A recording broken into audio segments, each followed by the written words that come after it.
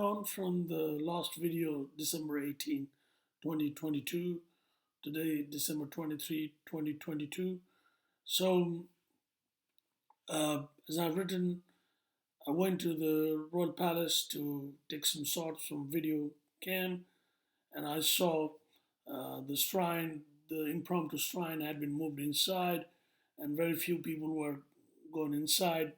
Uh, uh, the shrine was built on a small table, really small table with very small pictures of king and queen each. I mean, it's very shocking and really, um, unbelievable actually, for a king who had ruled for 30 years to have had that kind of, almost insulting type of non-commemoration actually, and the royal palace gate was wide open as I've written, and there were like the new set of people in Nepali dress called Dawra Surwal with Nepali hat called topi, national dress. There were no signs of any armed guards in service uniform.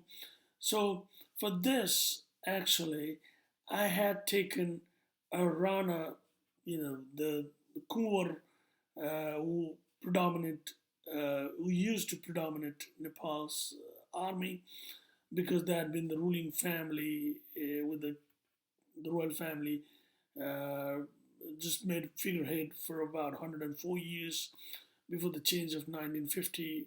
Well, India induced change actually, and then the royal family had gained the power, but then the real power was still with the Kunwar Rana family because they again dominated the army.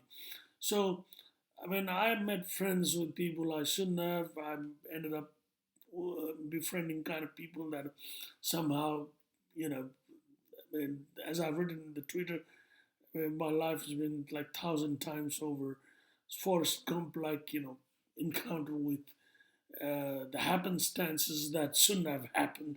So somehow I had become a friend with Rana, the real family named Kaur, known with appropriated name Rana, the British client family, who had ruled Nepal for 104 years, a boy named Gagan. But they had, inter-family, internecine ruling family wars. So this branch of family had been exiled. I think the boy was living in Calcutta somewhere. So he'd come back to Nepal and to live with a family relation.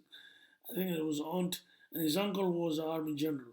So right after the Royal Massacre, on the night of June 1, 2001, the following morning, following day, sometimes late morning or just before afternoon, just before noon, I had called him June 2, 2001, this boy, Gagan, and he was very upset, but he'd said his uncle was apparently army general in the Nepal army, had been gone, and he'd called and he had said, the boy had said, apparently there had been a coup inside the palace. That's the word he used.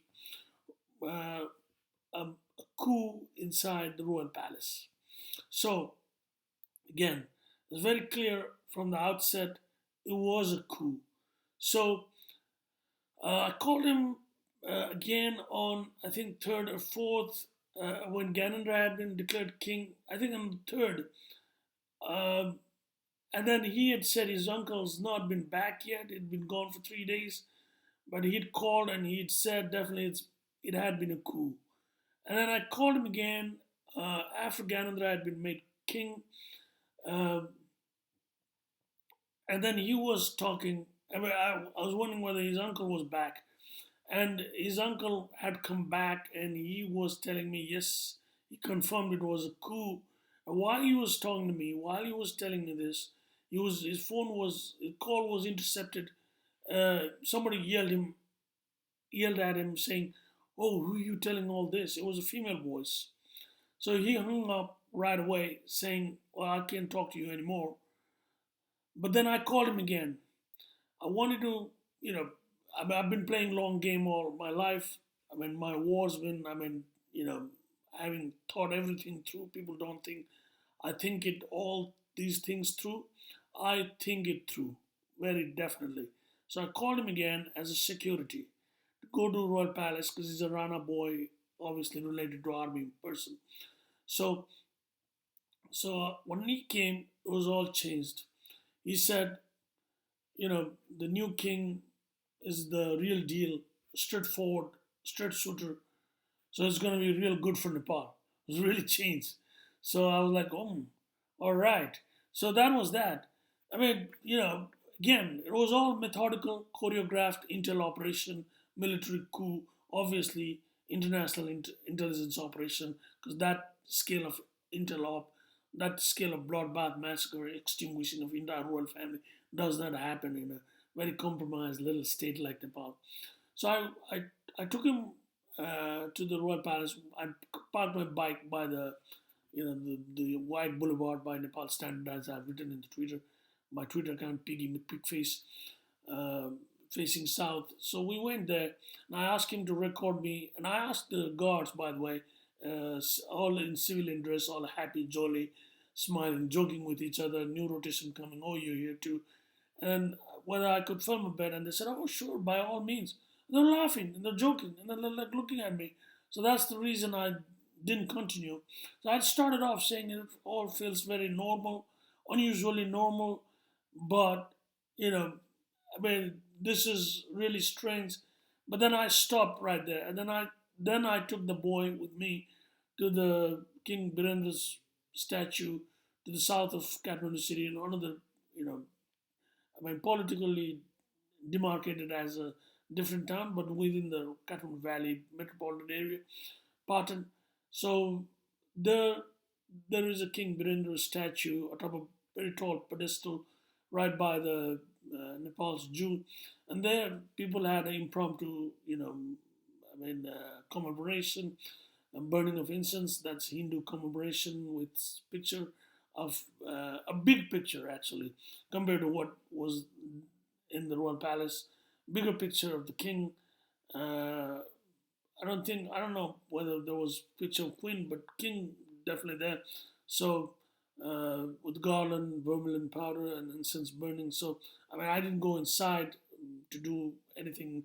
The namaskar and bowing down, and then uh, uh, as I mean, I'm quite neutral and apathetic about this uh, monarchy issue. So, so the boy went, and then he came back, and then I took some shots there.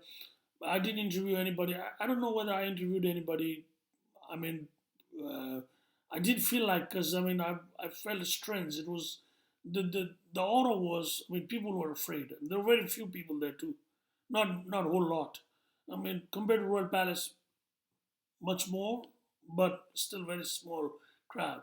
So when I was going back, and I asked the boy whether I could drop him, he didn't want me to see where he lived, so he asked me to take him to the Marg, the the boulevard outside the palace is called literally Palace Way.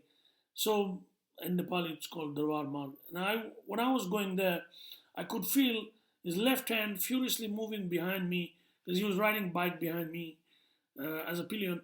And then when I looked back, I gave a quick look over my shoulder, left shoulder. He moved his hand away from the camera he was holding in the middle, uh, from inside the camera bag, the camera cover bag.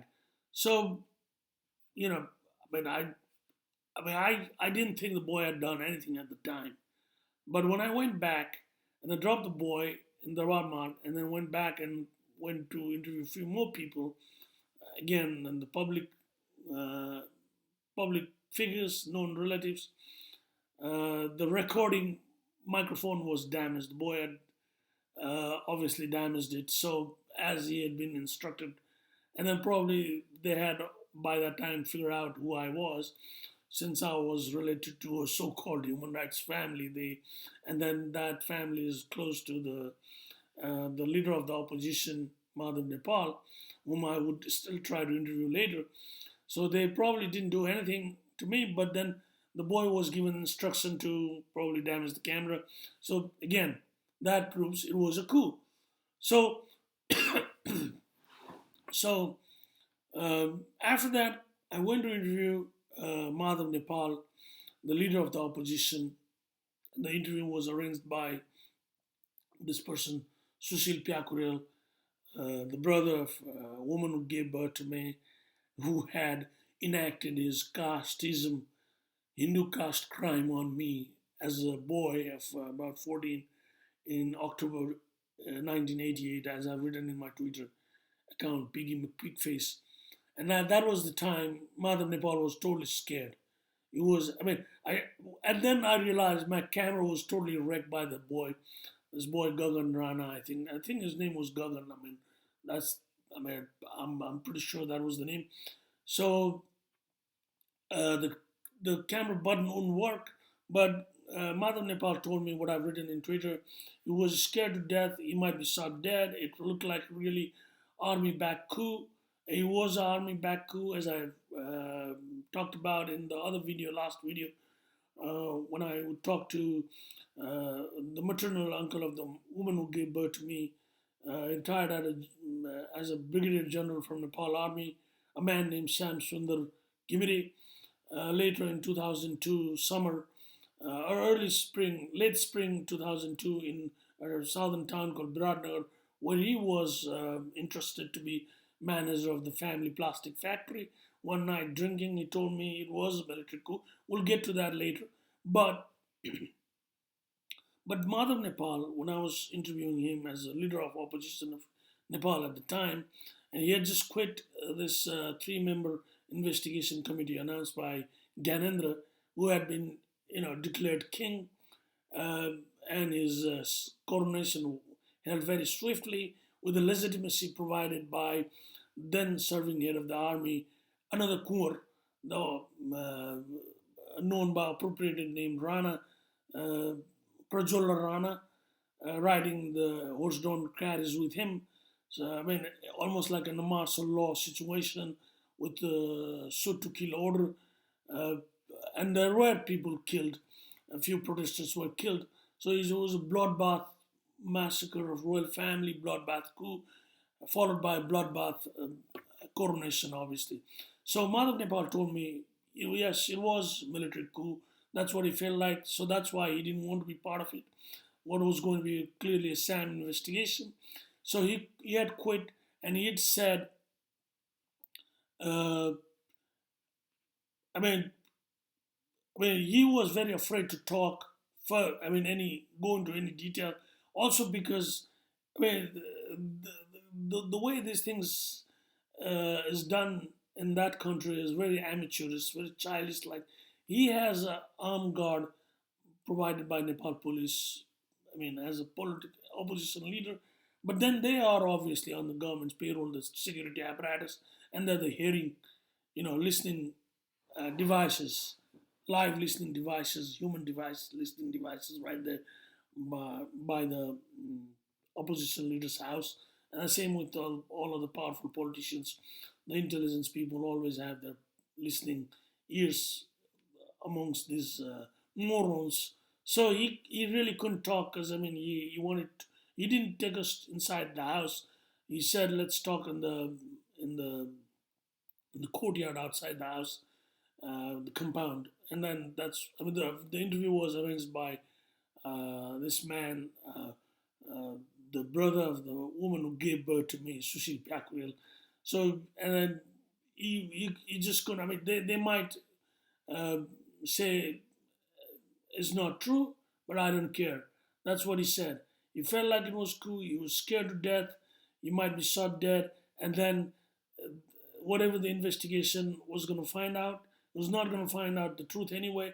And then the SAM investigation would be blamed on him. So he didn't want to be part of it. He didn't want to legitimize the SAM investigation. That's what he said. So after that, I wrote that impression to all the people.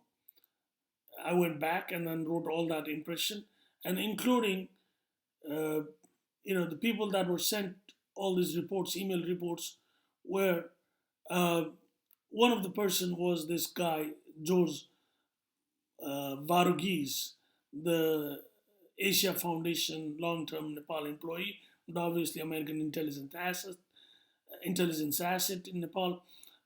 So, and then later on, He would repeatedly ask me after, I mean, I would meet him